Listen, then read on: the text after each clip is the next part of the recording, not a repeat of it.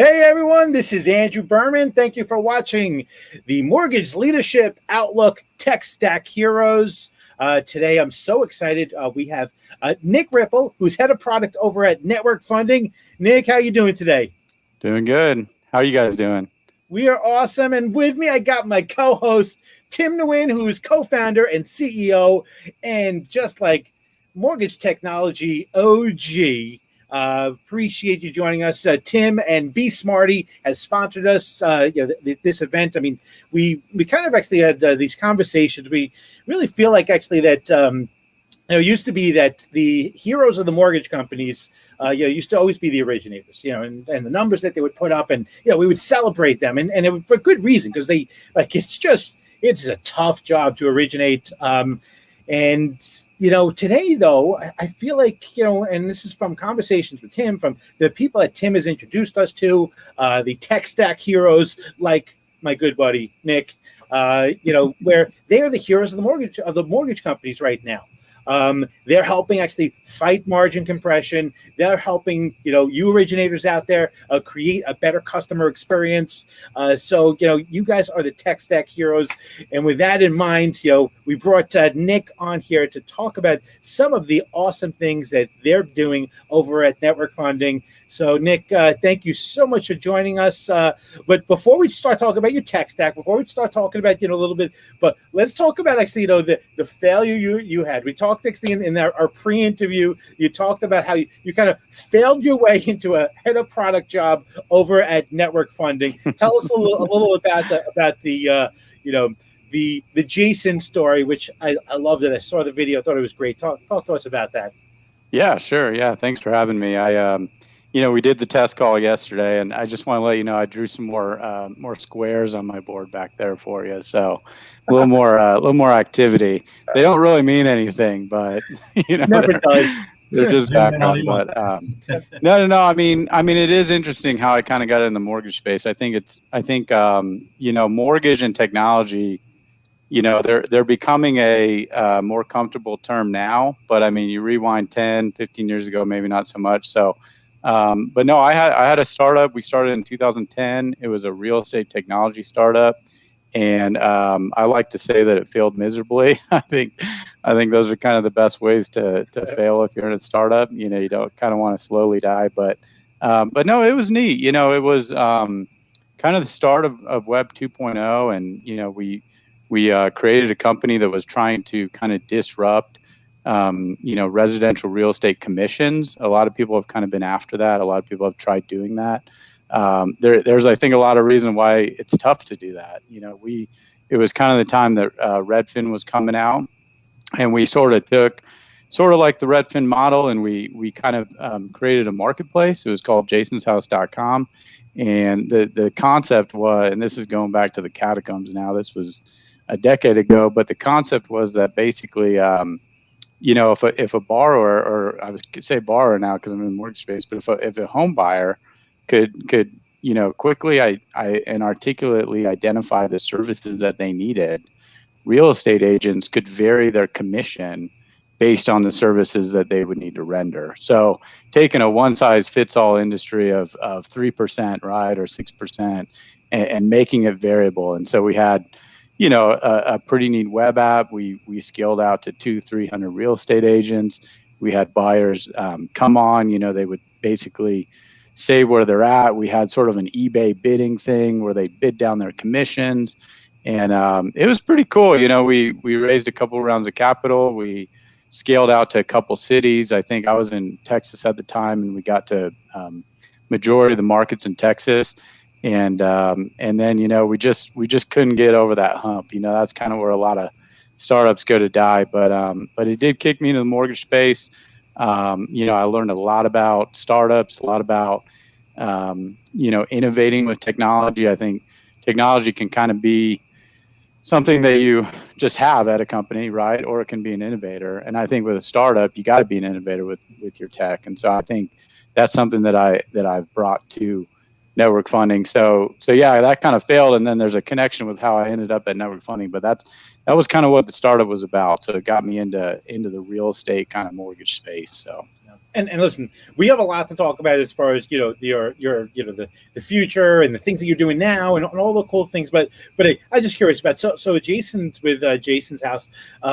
Was it actually where if you did a little more work as a borrower, you kind of got a lower fee? Like so if I right. more information, if I did more work myself, that is innovative. I haven't heard actually any kind of models like that.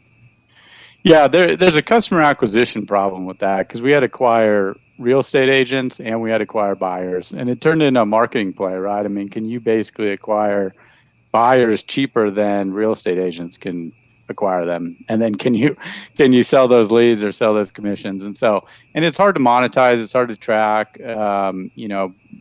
Buyer education was a challenge. There's definitely some challenges to the model, but how it got me into mortgage and specifically with network funding is that we realized that at the time we were lead generating, right? We were selling leads to real estate agents, but we also learned that those leads are very lucrative to the mortgage space. Mm-hmm. And so we were actually doing a preliminary trial with a branch at network funding.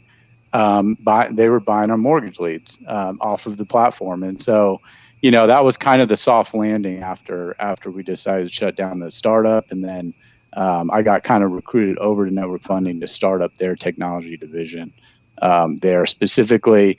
I think it was the same time that kind of Rocket Mortgage came on the scene, and everyone was kind of scrambling and trying to grab as much kind of tech talent as they could to keep up. So yeah, I mean it's a weird connection, but people would pay a lot for mortgage leads. I found that out for sure. So. Yeah. Well, listen, I mean, I gotta say, like until Rocket Mortgage came around, I didn't understand what Tim's the power of what BeSmartee was going to be, and the impact was, until actually I saw that commercial. And I'm like, wait, okay. And now I started to get it. And then all of a sudden, the deluge of actually money started flowing. Actually, from lenders saying, okay, what do we need to do this? And it's great to have someone like BeSmartee actually that kind of does this without actually being Quicken or Rocket's size. Is an awesome thing. So I got it. So one of the things that you've been able to do with technology, because listen, technology is great. We want it to be actually a great experience for the originators, but obviously at the end of the day, it's about the borrowers. And I'm pretty sure actually that borrowers are not happy waiting 20, 30, 40, 50 days. We've talked about actually on this show before about how we celebrate a 14-day close. So from our conversation, you would talk about you're doing actually a 10 business day close, and talk to us a little bit about actually that 10 business day close. How did you get there? And then we'll talk about how we get actually to less than 10 days. Yeah, we, so luckily network funding, the executive leadership has invested heavily in technology, and those gains both in just the processes and the way that we can get those applications in smoothly, have the systems talk to one another. We have a 10-day close program, and that's something that we've had it for a few years now. Having some of that point of sale technology has really sped that up. The digital verifications have sped that up, but we're also even trying to improve that. I think in the next few years you'll see a 5-day close. You might see a 3-day close. So things are moving pretty quick. I mean, don't quote me on that. You probably have me back in a few years asking where that 3-day close is. But it's out there because the data is becoming standardized. Consumers are comfortable interacting with these systems. I think the variable of transaction causes the times to be extended by so long, and so as those variables decrease with these standardizations I'm talking about, you're going to start seeing the industry catch up to some of the other financial service industries like credit cards. I mean, the last credit card I got, I never talked to a single person. It was all automated, and so mortgages definitely a little more complicated transaction, but it's going to get there. Yeah, and actually, by the way, yeah, the last credit card I got was with Apple, and it like instantly happened on my phone. I mean, it was the coolest experience. I couldn't believe actually, here actually, just through my phone, I got a notification saying, "Hey, do you want to apply?" I'm like, "Yeah, okay, I'll apply," and boom, like that. It was great. Oh, and which I mean, and the same information that he used to gather that is, this of course there's a few more pieces, a little more regulatory hurdles, but it's just a credit a credit decision, and it's truly amazing. And so I want to actually we got a comment from the audience here. We got Joe saying with blockchain chain technology, even a 3-day close is possible. I mean, listen, I mean, I think Yep, actually there you go. blockchain has a big actually ability for us to kind of make a leap and start to be able to trust data. What do love to get your opinion about what you think actually blockchain is going to do to our industry. Yeah, I mean, I'm definitely not a blockchain expert, I will tell you that much, but I find the technology super interesting. I think it needs to mature. I mean, obviously, it has to enter so many different endpoints that we interact with. I think the investors and the GSEs are going to drive a lot of that. One thing with blockchain, I think it's very buzzy right now. Just when you say AI or machine learning, those things have a lot of buzz and a lot of attention. They're shiny objects right now.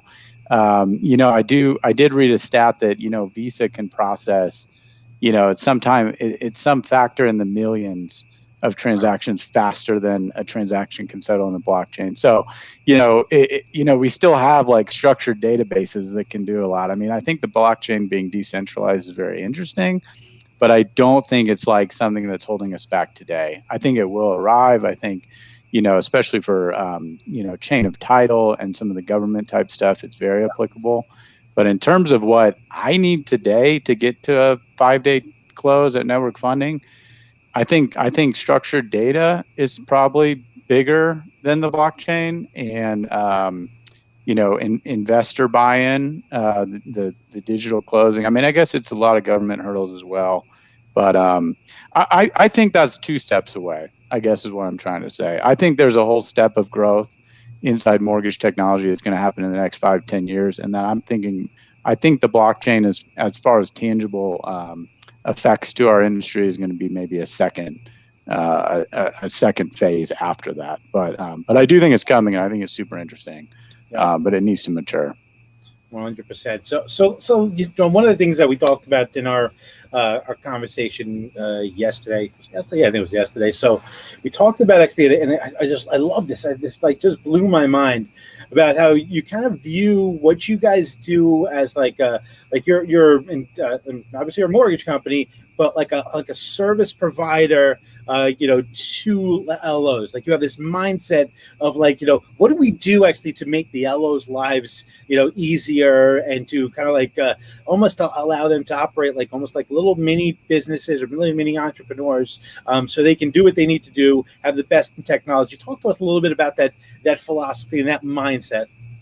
Yeah, and maybe it's just the origin of network funding. It was started 23, 24 years ago, and the founders, Buzz Baker and Rex Chamberlain, they looked at this fractured brokerage type model that was dominating, and they said, hey, what if we could layer in standard ops in terms of underwriting, closing, funding, and layer in looking at benefits, just HR benefits, and then common branding. And so, back then it's very much a service provider. So corporate network funding is very much service provider to to our branches, and then the branches to the loan officers. So, our viewpoint today, and one thing that I've tried to bang the drum and wave the flag here at Network Funding, is that the equivalent to what service was back then, today it's technology. It's having those killer point of sale systems, those killer data sources. We're working on a big processing application that's going to speed up underwriting and speed up processing of a loan file, so we can offer the best service to recruit loan officers. Right, not a lot of people have a guaranteed 10-day close program out there. They don't have the killer retention technology that we have in terms of our proprietary retention database. So that type of service, you're going to have that to compete, with the not only on the consumer side, right? If you're a loan officer, you got to compete with these all cash offers from orchard.com or these Zillow, Buy My House Now. We got to compete with those, right, on the consumer side, but then we also got to compete with the limited number of originators out there. So the better our technology stack can be, the faster we can provide service, the better support we can provide. I think the faster we'll grow. Fantastic. So, listen, I know Tim's got some more kind of technical questions. Tim is actually our in-house kind of mortgage geek. So, Tim, if you want to, let's dig into some of your tech stuff. Yeah. I have the advantage of knowing Nick pretty well. He was speaking when the Rocket Mortgage thing went live, and Nick was hunting for technology. He came across BeSmartee, and so happy that he did. It was really interesting, right? At the time, it was a pilot branch, right? Trying to get the whole Rocket, going from application to credit to product and pricing to eligibility to AUS to lights out disclosures, even to appraisal collection. You and I were doing it back in 2016. Yeah, and you had good success with it, but where you really found your success was on the retail side. And at the time, and we still find today, that traditional retail lenders are struggling with getting loan officer adoption. Taking someone who is used to shaking hands, kissing babies, using their God-given sales, acumen, and selling in a very traditional way. But your branches, your originators are leveraging the best of both technology and salesmanship. What's the philosophy? How do you approach integrating technology to traditional retail operations? Yeah. So first of all, BeSmart is a great point of sale. We've been clients for a long time. You guys have really, powered a lot of our digital, innovation and adoption. And I think a couple things to answer your question. Well, first of all, I got to tell you a funny story about Tim. So 2016, we did the pilot branch, right? We did the pilot branch. We called it Dash Mortgage. We ended up wrapping it down. It was just kind of a big experiment. It was trying to go direct to consumer. And anyways, I mean, it had some successes, but the biggest thing that came out of it was getting this technology off the ground in the pilot branch. And Tim came out, and I think we were sitting in our office, and I was like, "Hey, Tim, I think we can do a whole retail rollout on this, but we need a few features." And he's like, "Okay." And then we're like, "Hey, we're gonna go to lunch." And Tim was like, "I'm gonna stay here, guys." And he literally in our office just started banging out code and just writing these features that we needed. And I just joke about that now. And so, anyways, BeSmart has come a long way. I don't think Tim's coding anymore. I don't think he's pushing to production in the middle of an office. So I don't want to scare anyone off, but it was a funny, So anyways, Tim, you've been a great vendor for us. I know you guys do a lot to support all your clients. So, but in terms of adoption, I will say that doing beta groups is great. Having little mini startups inside bigger corporations is a great way to go. I think another thing is it's got to come from the top down. So you got to have the executive leadership pushing the technology. You got to have them behind it. You can't have this attitude of fear among the originators that it's going to replace them or it's going to take away or make them less than. So back to the service aspect, Andrew, that you talked about, we try to view everything in terms of technology through that lens, right? Is this actually going to be supporting our loan officers? Is it not going to be displacing them or trying to cut into what they bring to the company? So you view things through that lens, and then I think customization is big. At Network Funding, we support a lot of different DBAs. We have a lot of different channels of business from retail to builder business to internet-based lead buying business. So customization is big in technology. You can't build a system because we've also, I don't know if you want to talk, Andrew, about some of our proprietary systems that we built in-house at Network Funding, but I guess the makeup of Network Funding, we have to build customization in. our branches do things so many different ways that you got to have configurables and meet them where they're at. So that's a big thing, and you don't want to force people into it, or else you're just going to push them away. So small bites of the apple is something that works as well. And if you don't mind, I just want to ask you this: so once you have the beta group and the success with the beta group, how do you showcase that around to the rest of the company? Because I'm assuming, and like for that beta group, how do you select that beta group? Do you look for the top performers, throw as much resources as you can at them, or do you look for the early adopters who might not be the top originators or the top branches, but they get it, and they're the ones actually that were on lines to get the iPhone 5 when it released? It's more the latter. Yeah, we have a group. We have a couple branches that we know are good sports, and that will be guinea pigs with us and provide the feedback. And we have other branches that they produce a ton of loans, and we don't want to mess with their process. So we've identified those groups with inside our company, and that works well. We do kind of have those go-to beta testers. And then at some point, there's going to be a time that you're just going to have to say, hey, we're rolling this out corporate wide.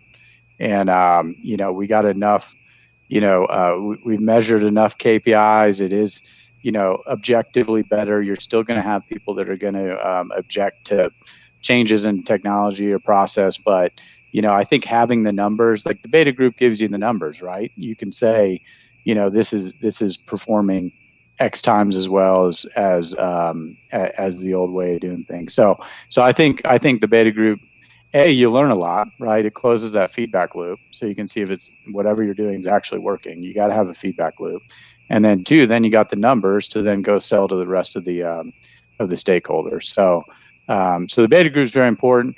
I will also give a shout out to our marketing team because we do a lot of internal marketing. We'll produce these killer videos just to market internally, just to get people jazzed up about new systems, and so internal marketing, you can't forget about marketing to your own people. So Nick, let's start at the top of the funnel. Walk us kind of down your critical technology stack, all the way, say, from consumer interest down to post close.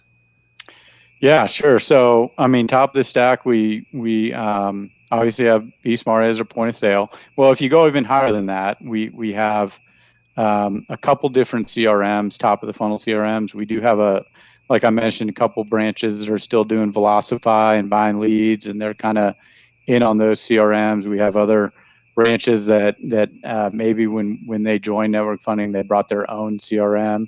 We have corporate. We're working right now on producing corporate offerings on the top of the funnel type CRMs. We have a proprietary backend CRM, which I can talk about in a sec. But then that stuff obviously feeding into BeSmartee as our point of sale system. Been on you guys since 2016.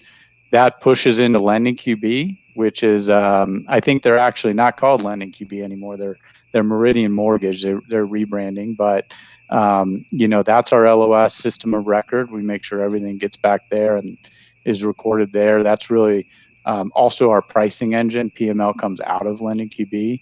They're integrated together. And they've been a good partner. They have an open API, probably kind of before it was cool to have an open API. So, we've been able to integrate with them pretty much with everything we've needed to do. We are on. Then that pushes into SolX for our documents, which is Docutech and their program SolX, their signing platform. And then Tim, I know we did a good integration between Docutech and BeSmartee last summer, I believe, to get those systems talking to one another. So, and that's a lot of the work, is just making sure everything works well together. And so, we do have it to the point now where the consumer really does not need to leave the point of sale system. They can interact almost 100% in the point of sale system. Our closing is still a little disconnected. We are on Docs on Demand, which is really outside of that system. That's something that's in our crosshairs to kind of optimize And then kind of apart from that, we have a couple other cool applications. We got a data visualization program that ties into our SQL database for a lot of our executive leadership and our branch managers to visualize their data each month. We have a proprietary retention database where we actually push funded loans in. We'll run calculations every 1 to 2 months on every single person in our database looking for refinance opportunities. So those are two separate systems. We've recently developed a payment gateway for collecting first month payments and appraisal payments, which is which has really helped our servicing department. So, a big thing that we've done, I mean, talking about tech stack, I mean, we if you think about the LOS is in the middle of the hub, and then kind of building these adjacent systems around it, but still making sure everything is based off the system of record. Awesome. The one thing I found really joyful and fascinating working with you over all these years is you're tenacious at the little details, and the vendors you've chosen to make this happen have open APIs, are willing to make code changes, listen to the actual business problem and react to it, right, and to support your business. What type of time commitment, what type of journey would a lender expect they want to replicate what you have, right, to meet their own vision? What's, you don't just buy something, expect 3 vendors to do the business, 6 months later, you're done, right? Talk to us about the journey from, choosing vendors to going live, adopting, and then maintaining it. Yeah. I think it depends on what type of team you're working with. I think, you got to have talented tech people at your company. And I think definitely people that don't have just mortgage experience, but also technology experience. Product type people are very important. They do not need to be developers, but they need to be familiar with products and the product roadmap and those type of integrations and product rollouts. I view rolling out a new product kind of like hiring a contractor to work on your house. It's always twice as long and twice as much. So that's one thing to keep in mind, right? You're always going to have some hiccups, but it also just depends on the vendors you pick. I think, just putting more effort into that vendor selection and knowing the project's going to be a hit before you start working. I was listening to this other industry podcast, and they had a guest on that was talking that it was something like only 30% of technology initiatives ever fully realize their initial ROI. And so another way to say that is 70% kind of fail, right? Maybe they get off the ground, but they don't really achieve what, the desired ROI was, something like that. So, our success rate at network funding has been a lot higher, and I attribute that. I mean, Tim, you mentioned the details. You probably don't. I mean, that's a blessing and a curse, right? I mean, like sometimes it takes me twice as long because I'm so detail oriented. But I think you need to be that way up front before you decide to embark on a project. You need to really weigh and make sure that you have enough to finish, right? You make sure that the lemon's worth the squeeze. I mean, there's all sorts of ways to say that, but just to make sure that you A, have the resources to do it, and B, it's worth the fight. It's worth doing, right? And then making sure you got the right people to do it, and a lot of that's the vendor that you choose. So I think just being more proactive up front. A quote that I like is people are like, if you're oh man, it's about architecture. It's like if you think good architecture is expensive, you should try bad architecture. And it's like, I mean, and it's so true. I mean, you got to pay for it at some point, right? So making sure the projects are going to work on the front end, having the people that execute that have done it before, I think that can help you get things done on time, on budget. Did you want me to talk like specific, Tim, like a point of sale rollout, like how long you think that would take, or just in general, kind of what a company should look at before doing that? Yeah, it was really just in general because Okay. you're one of the few companies where I found you actually got it right. Like you understood the complexities, the details required, the manpowers and hours required to pull something off. Not all lenders see it that way. They just expect I cut a check for 3 systems, make it work, and I should be, my business should be elevated, right? So I wanted people to understand really the details and the focus required to pull something off like you did. If you go to nflp.com, beautiful brand right from the get-go, everything syncs seamlessly. Right into the CRM, right into the POS, right into the LOS, right into signing disclosures and so forth. So I think it's a good testament for what you did. I just want to make sure we get some nuggets for the lender audience. I think the lender audience should not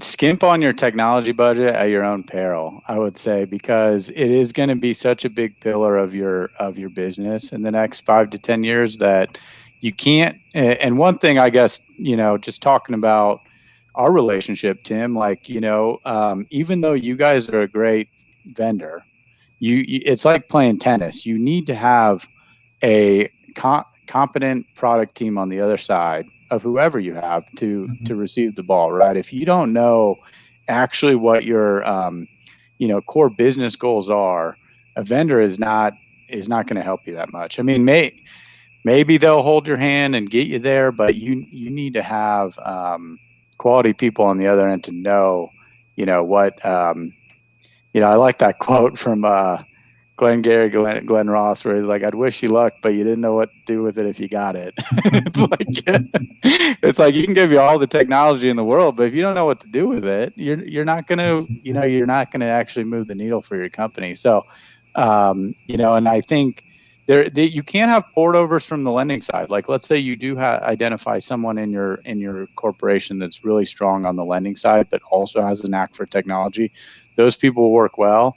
But I think also attracting talent outside of the residential mortgage industry and teaching them mortgages also works. But I would say just make sure you have a good product team at your company before you embark on something. Yeah, you definitely have a lot of your best practices, right? And one of the things that always struck me with NFLP was, and you in particular, right, leading the charge there, is you took every implementation, right, as a opportunity, but not a challenge. Challenge, yes, but you also looked at it as an opportunity. It was never, hey, let's just get this new technology to replicate business as usual. As you peeled that a layer of the onion bag, you kept on challenging every step of the way. I just wanted the audience to understand that, right? Is the focus on it was intense, and the byproduct that was so well worth it. Yeah.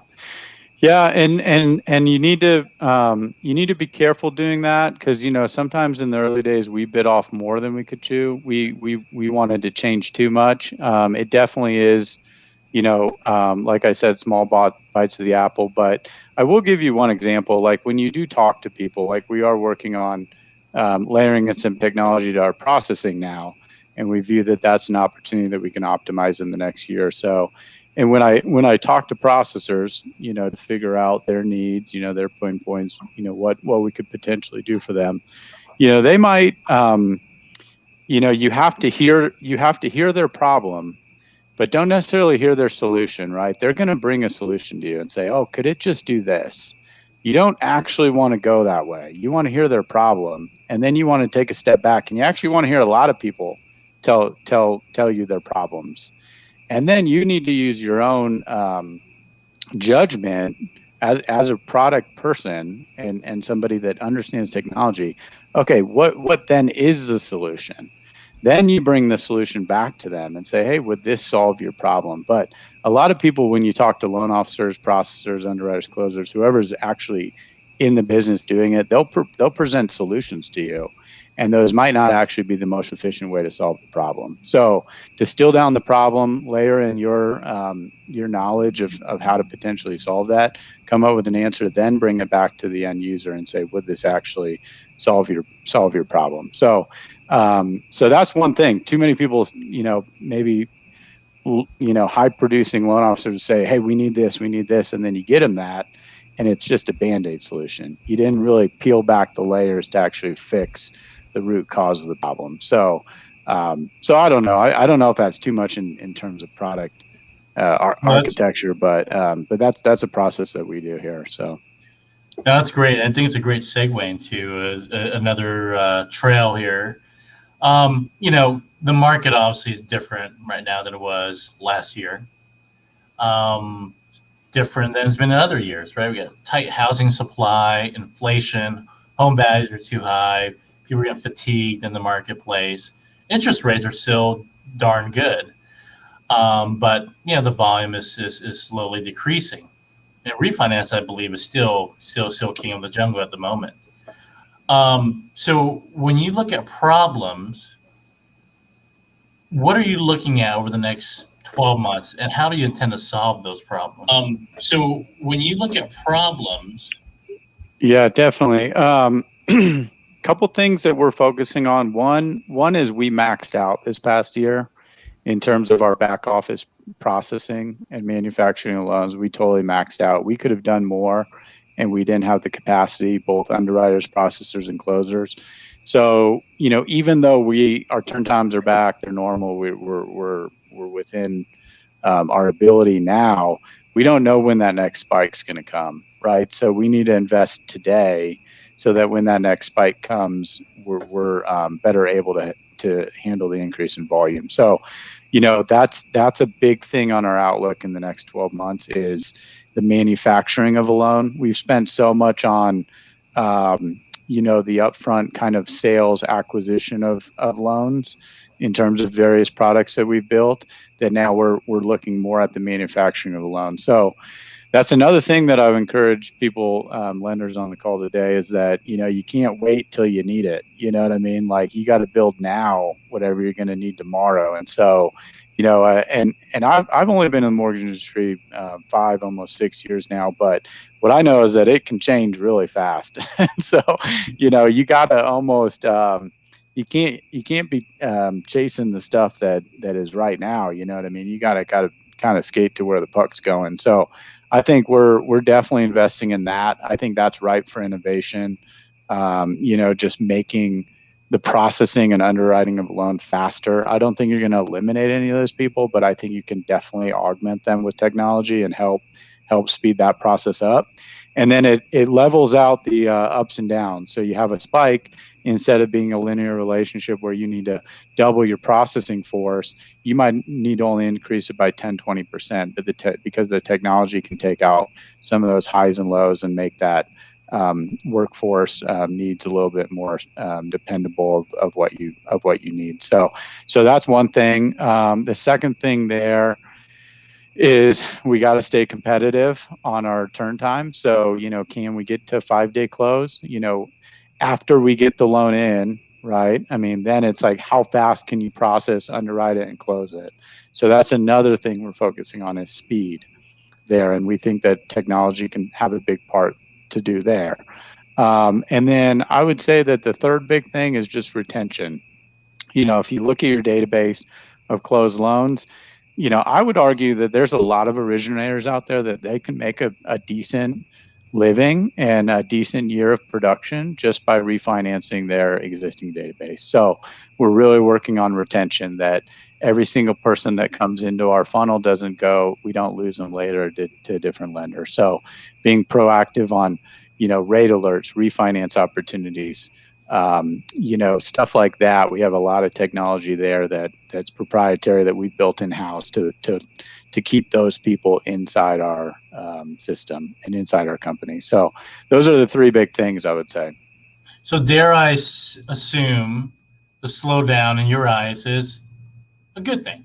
It's time to retool, resharpen, and get ready for a next era or next year of lending. Is that how you approach it? Yeah, and I think maybe rolling some of those proceeds into future growth, right? I mean, you got to kind of invest now while you got a little extra, and then I think that'll pay off, dude. Because I mean, technology products take anywhere from 12 to 24 months. I mean, if you're gonna develop something in house to be fully realized on the value. Now, let's say you're gonna add potentially a vendor partner. I mean, you can maybe do that in 3 to 6 months, but it still is an investment you need to make now. So, so I think, yeah, well, you got a little breathing room. I think you got to prepare for what's next. I think automation is going to be huge. I think AI, machine learning, RPA type stuff is going to be big. I think customer retention is going to be big. The point of sale thing is maturing. I think everybody kind of has caught up. Everyone's kind of caught flat-footed, I think, with Rocket and Better and some of these guys that really innovated there. But I think a lot of people have caught up there. There's been a lot of good vendor partners that have come in and gotten people up to speed. So those are the areas that we're targeting. So yes, I do think it's a good time to retool and invest in technology while we have some breathing room. So adversity is a good thing, right? Without adversity, we wouldn't become stronger and better and faster, and for lack of a better description, just progress, whether as a business or as a species. So, what is there an adversity that you think is coming that really irks you? That I don't know how to solve this. Can this be solved? Anything that falls in that bucket for you? Not really. Andrew, I don't know if I was telling you this yesterday when we spoke, or maybe Tim, I had mentioned this to you before, but one thing about residential lending, mortgages specifically, is I do think we're about 5 years behind other financial services. So, from a product standpoint or technology standpoint, you can kind of look to these other financial products and just say, what did they do 5 years ago? Let's just apply it to mortgages, because we have a lot of headwind with the GSEs and with investors, and so naturally we're a little bit behind. But no, there's nothing that scares me. I think if anything, the industry is at a inflection point, which is exciting to be on the technology side because there's a lot going on. I don't think industries go through inflection points all the time. So I do think it's neat from that standpoint. I think any, executives at other lending companies need to understand that and invest in technology because we are at an inflection point. So I think that's pretty neat. I think it's all going to be, one-click mortgage, honestly, in 5 to 10 years. I think there's going to be so much automation and so much standardized data that it'll be maybe not a one-click, but it'll be you get the application in, you can process with a few, verified data sources, and you have a digital close and you have digital records to the title company, to the counties. And it's going to be pretty fast, I would say, in the next 10 years. So from a technology standpoint, it's a pretty cool time to be in the industry, I would say. I mean, I don't think it's amazing actually that we're not closer to that, where we stand today. And it's also amazing to say actually, that you say we're 5 years behind when you're a company that's ahead. Like, I mean, the video you did 3 years ago, that's on your LinkedIn profile. So if you want to, go search Nick on LinkedIn, watch that video. That was a video they did 3 years ago where lenders are celebrating, adding these things onto their tech stack now. Yeah, no. I appreciate you saying that. We, but then you can't rest, right? I mean, like you got to keep going. What else? So I mean, we're definitely not resting on that. I mean that, the point of sale, and that was another inflection point, I would say. 4 years ago that we had to rise up and get that digital mortgage out. But there's other ones coming, and so you don't want to be behind on these next few waves of technology either. So yeah, I mean, and our point of sale solution has really been positively received. It's helped. I joke that I don't know if our company could have done the volume we did in the past 12 months without some of those things. So I mean, just apply that concept and think what's next. So yeah, you definitely got to keep on the gas though, I guess. But But yeah, I'm glad you like that video. I will tell you that is just a lot of really cool video editing that again our marketing team did to make it look pretty slick. But it is a good system. So Yeah. You know, you talked about retention earlier. What techniques, what approaches are you guys using to build that customer for life strategy?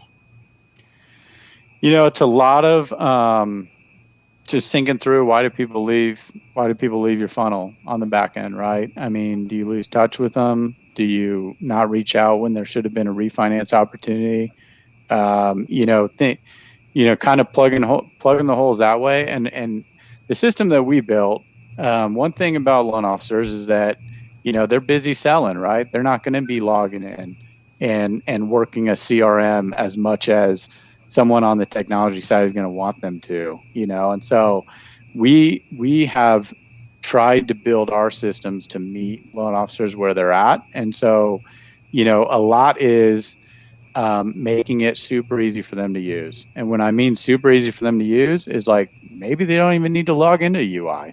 Can we deliver those actionable insights directly in their email, directly in a text message? You just got to think about those things because, if I could, let Bob know that Susan needs to refinance on a text message, that might convert a lot better than having Bob log into my CRM every day. So, stuff like that, like know your audience, right? And again, like what you were saying, Andrew, we very much have the viewpoint that we provide service to our loan officers through our technology offering. So, part of that service is like you give them what they want. You give them and they might not even know they want that, but then you got to understand and use your judgment to come up with that correct solution. So yeah, Tim, I think finding the way that people leave you and kind of plugging those gaps and making it as automated as possible, as simple for the loan officers to use.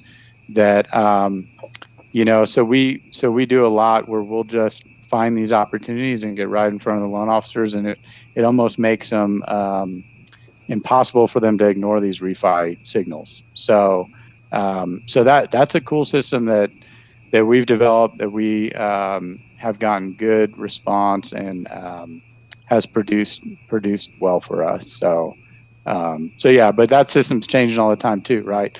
That's what software is. I mean, it should be able to be changed, and you should be making it better all the time. So one last category of questions for you, and we'll call it a good session here. Build versus buy. age question here. What's your philosophy? What's your approach when deciding? Because you built, you bought. And by the way, so just for our audience, I'm going to mention this. I knew Tim was going to ask this. So Tim, I took you have a white paper, the build versus buy white paper that BeSmartee put together. I put that out there. So please, Nick, well, I'm curious to hear yours, but I'm gonna drop in. You'll see XD in the bottom here, and also put it in the chat so you can learn about a little bit about build versus buy. But Nick, tell us build versus buy. Well, Tim, I haven't read your white paper, but I bet you would say buy, right? No, I mean, most vendors would tell you to buy, right? But I mean, it varies, right? If you're doing 10,000 loans a month, it does vary. It's something you should build, right? Yeah, I actually do think your core systems you should probably buy. I think your core systems. I think your point of sale system, your loan operating system, your doc provider, probably even your closing software, you should probably all buy. I think unless you're a top 10 lender and you got a room full of 100 engineers, you should probably buy those systems. Those are our core operating systems for your company.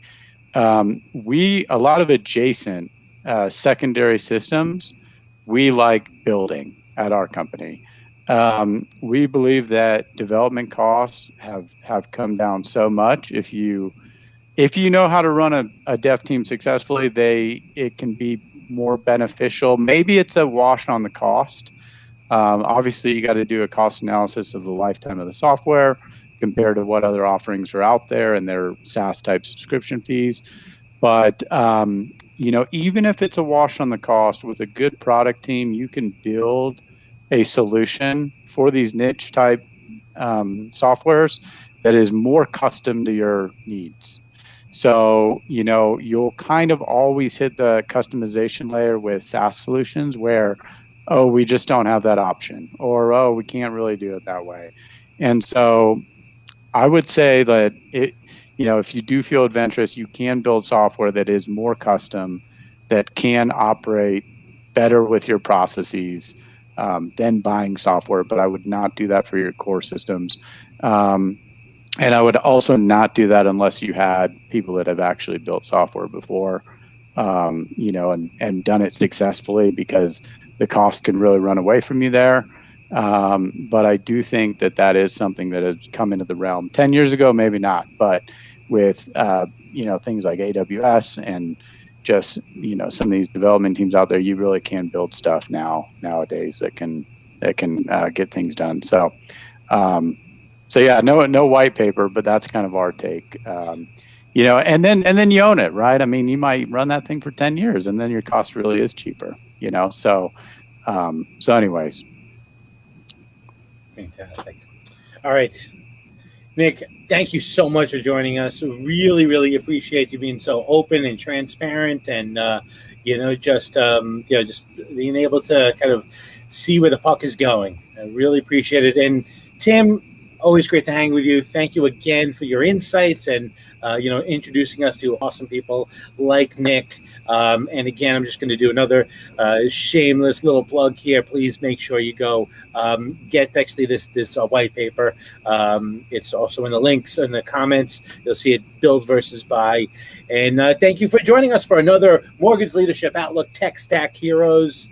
Really appreciate you joining us. We come to you every Wednesday, 4 o'clock East Coast time, 1 o'clock Pacific. Everyone have a great, that's the last day, so have a great July, and we will see you not next week, but the following week. Cool.